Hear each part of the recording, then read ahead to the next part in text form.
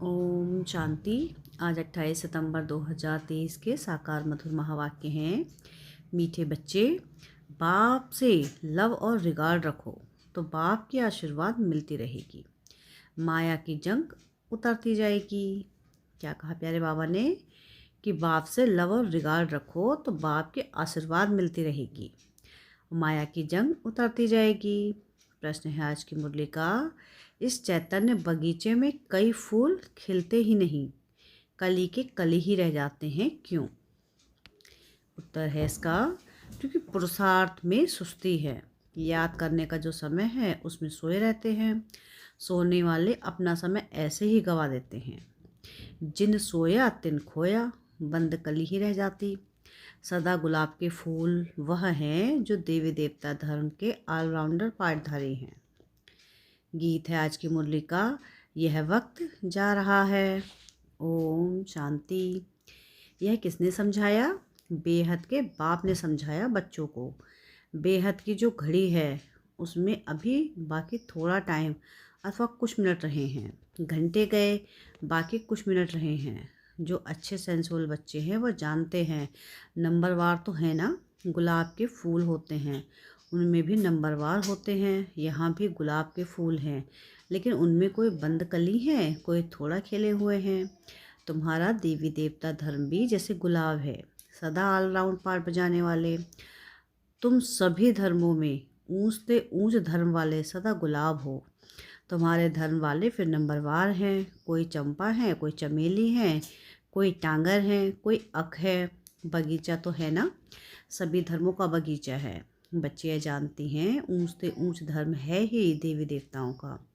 जब सीजन नहीं होती है तब मुखड़ी भी नहीं रहती, कली फूल भी नहीं रहते हैं। बाबा ने आज बगीचे में एक बड़ा गुलाब का फूल, एक छोटा फूल, एक आधा खिला हुआ फूल, एक कली, एक बंद कली, एक मुखड़ी, ऐसी वैरायटी लाकर संदली पर रखा है। अब देखो, मुखड़ी भी कोई कच्ची है, कोई आधा खिली हुई है, कोई फूल है, कोई बंद कलियां हैं, कोई मुरझा जाते हैं, बिल्कुल खिलते ही नहीं। बरोबर ऐसा है ना? तो बाप कहते हैं पुरुषार्थ में सुस्ती ना करो, ऐसे कली के कली ना रह जाओ। कोई आधे में रह जाते नंबरवार हैं। समझा जाता है कि इस हालत में यह क्या पत पाएंगे। समय बहुत थोड़ा है, घड़ी बनाई है, कांटे को अब बदल दो। बदल तो नहीं सकते, कांटे को बदल तो नहीं सकते। युक्ति से ऐसे बनाना चाहिए जो निशानी रहे। यहाँ से शुरू हो कांटा, अब यहाँ तक आकर पहुँचा है। 0 से शुरू हो, फिर कांटा 12 तक आकर पूरा होता है। जो इस चक्र में भी पहले देवी देवता धर्म निकला, अभी है अंत। जब से बाप आया है तब से गिना जाता है। तो बाप कहते हैं बच्चे, टाइम वेस्ट मत करो, बाप को याद करते रहो। जितना याद करेंगे उतना विकर्म विनाश होंगे। विकर्म तो सबसे होते रहते हैं, ऐसे कोई मत समझे कि हमसे नहीं होता है। इतना अहंकार कोई मत रखे। विकर्म तो बहुत ही गुप्त भी बनते हैं, उनसे बड़े संभाल रखनी है। इस घड़ी से तुमको टाइम का तो पता लग ही जाता है। मनुष्य तो समझते कि कलयुग अभी बच्चा है, बिल्कुल घोर अंधेरे में पड़े हुए हैं। अभी तुमको मुर्दों को जगाना है। सवेरे उठकर बाप को याद करना चाहिए। जिन सोया तिन खोया, यानी याद करने का जो समय है वह खोना नहीं है, नहीं तो मुर्दे के मुर्दे रह जाएंगे। कोई तो कली ही रह जाते हैं, बस तूफान में अच्छे अच्छे कलियां भी गिर जाती हैं। फूल भी गिरते हैं तो कलियां भी गिरती हैं, फिर जैसे कि कांटे के कांटे रह जाते हैं। देवी घराने में तो आएंगे, परंतु प्रजा में आएंगे। तुम हो ही गुलाब के झाड़ के, परंतु इसमें खुश नहीं होना चाहिए। भल मनुष्य गाते हैं फलाना स्वर्ग पधारा, परंतु क्या बना यह भी कारण होगा ना। यह तो बच्चे समझ सकते हैं, जितना बाबा का मोस्ट सर्विसेबल बच्चा होगा उतना वह विलव्ड भी मोस्ट होगा। यह तो कॉमन बात है। सपूत आज्ञाकारी ईमानदार बच्चे माँ बाप को प्यारे लगते हैं। माया बिल्कुल ही बेईमानदार बना देती है। पता भी नहीं पड़ता है कि हमसे बड़ी भारी गफलत होती है। बाप कहते हैं जो करेंगे उनको पाना ही है। ऐसा विकर्म नहीं करना जो सजा खानी पड़े। कोई विकर्मों की यहाँ भी सजा पा लेते हैं। कर्म भोग है, गर्भ जेल में भी कर्म भोग है, उनसे बड़ा खबरदारी से छूटना है। माया बड़ी शैतान है, इसलिए विलवेड मोस्ट बाप को तो हर वक्त याद करते रहना चाहिए। जैसे लौकिक बाल अपने बच्चों को जानते हैं, वैसे पारलौकिक बाप भी हर एक बच्चे को जानते हैं। बाप खुद बैठ बतलाते हैं, मैं एक ही स्तन में आता हूँ। कितने ढेर बच्चे हैं, अर्जुन तो ढेर आएंगे। झाड़ बढ़ता है, भगवान के आगे भक्तों की भीड़ होगी। शिव के मंदिर में इतनी भीड़ नहीं होती, यहाँ तो तुम समझते हो कितनी भीड़ होगी। सूर्यवंशी चंद्रवंशी राजधानी स्थापन होनी है। इन बातों में बुद्धि बड़ी विशाल चाहिए। बरोबर भक्त जो इतनी भक्ति करते हैं, उनके सम्मुख भगवान आएंगे तो कितनी भीड़ होगी। तुम जानते हो बाबा हमको राजयोग सिखला रहे हैं, परंतु घर में रहते हुए फिर भी भूल जाते हैं। यह ऐसी विचित्र बात है, जो साथ रहते भी फिर भूल जाते हैं। इतना लव रिकॉर्ड नहीं रहता। सुई को कट लगी हुई होगी तो वह चुंबक को खींच नहीं सकती। योग और ज्ञान भी हो तब कट निकल सके, और परमात्मा के आशीर्वाद भी चाहिए ना। माया की जंग लगी हुई है। कोई चीज़ को जंग लगी हुई होगी तो घासलेट में डालते हैं। तुम्हारी भी योग से जंग निकलती है, आत्मा प्योर हो जाती है। तो बाप समझाते हैं, बच्चे फूल बनकर दिखाओ।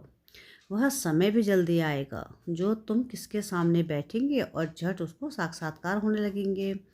ब्रह्मा और विष्णु का साक्षात्कार तो बहुतों को होता है। डायरेक्शन देते हैं, जाओ बीके के पास। ब्रह्मा भी बैठे हैं, ब्रह्म कुमार कुमारियाँ भी बैठे हैं। आगे चलकर बहुतों को साक्षात्कार होगा। बाबा साक्षात्कार कराते हैं, तुम वहाँ जाओ, मैं वहाँ राजयोग सिखला रहा हूँ। इससे तुम यह पद पा सकते हो। है भी सेकंड की बात, मन मना भाव।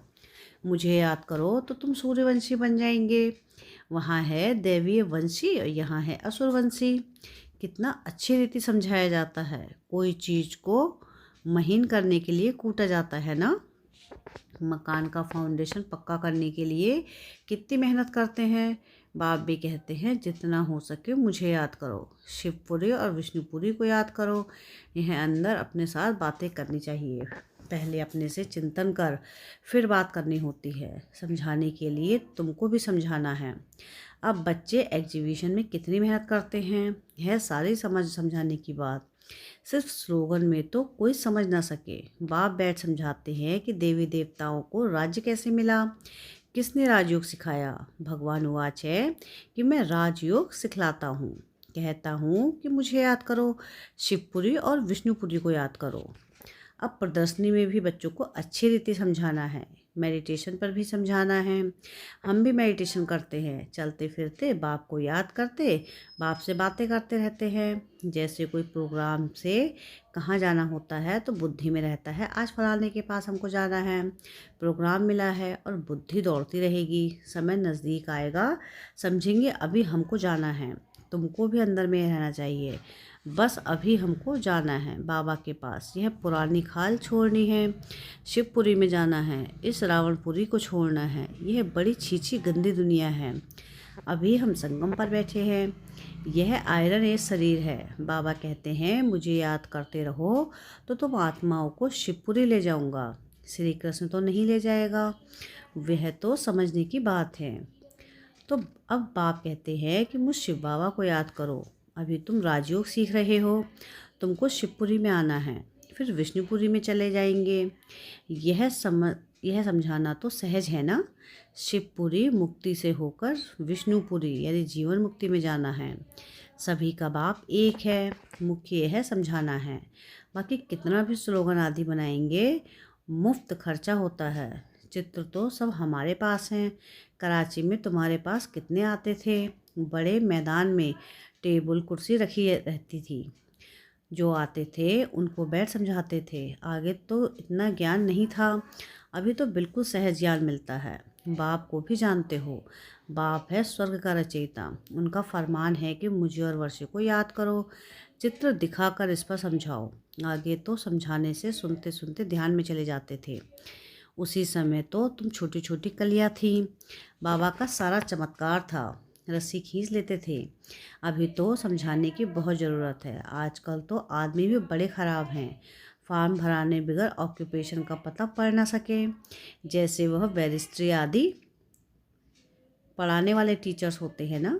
यह बेहद का बाप कितना बड़ा टीचर है, वह टीचर तो करके बैरिस्ट्री बनाएगा, बीच में शरीर छूट गया तो बैरिस्ट्री भी खत्म। ऐसे थोड़ी कि दूसरे जन्म में वह चलेगी, यहाँ तो तुम कुछ करते हो, वह साथ ले जाते हो, आत्मा में संस्कार रहते हैं। हाँ, छोटे बच्चों को ऑर्गन्स छोटे हैं इसलिए बोल नहीं सकते, कर्मेंद्रियों से कुछ कर नहीं सकते, परंतु संस्कार तो ले जाते हैं ना। यह है अविनाशी ज्ञान, बड़ा होकर फिर आए ज्ञान लेंगे, वह आत्मा फिर से आएगी जरूर, कहाँ ना कहाँ किसका कल्याण करेगी, अपने माता पिता को भी इस तरफ खींचेगी। भले छोटा बच्चा होगा तो भी मम्मा पापा को देखने से ही उनका प्यार कशिश करेगा।